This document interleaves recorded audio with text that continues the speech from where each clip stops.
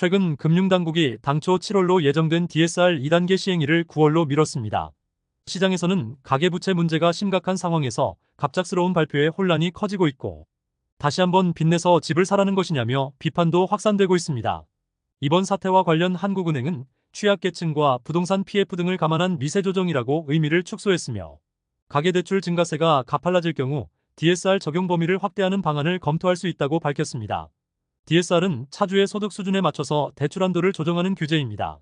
은행권 기준으로 매년 갚아야 하는 원금과 이자의 총합이 연소득의 40%를 넘을 수 없습니다. 예외사항으론 전세자금 대출과 중도금 대출, 신생아 특례 대출 같은 정책금융은 제외합니다.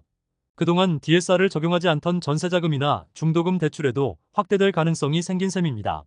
실제 한국은행은 2024년 상반기 금융안정보고서 등을 통해서 구체적으로 전세자금 대출이나 중도금 대출 등을 DSR 규제 대상에 포함하는 방안을 제안했습니다.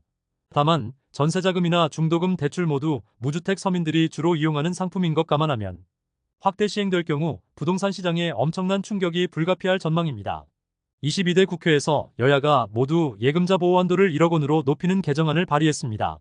최근 저축은행 등을 중심으로 뱅크런 우려가 높아지는 상황에서 24년 만에 예금자 보호 한도가 상향될지 관심이 모아지고 있습니다. 최근 국회 위안정보 시스템 등에 따르면 예금자 보호 한도를 현행 5천만 원에서 1억 원으로 올리는 개정안이 나왔습니다.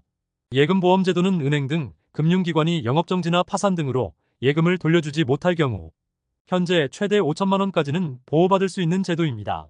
현행 5천만 원 한도는 지난 2001년 제정된 이후 24년째 동결됐고, 그동안 2.7배 상승한 국내 GDP 대비 너무 낮다는 지적이 많아지고 있습니다.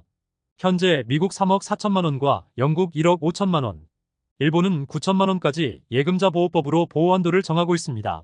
최근 국내 경제 상황은 가계도 기업도 모두 빚더미에 오르고 있습니다. 특히 기업대출 연체율이 12년 만에 최고치를 기록하는 등 심각해지고 있습니다.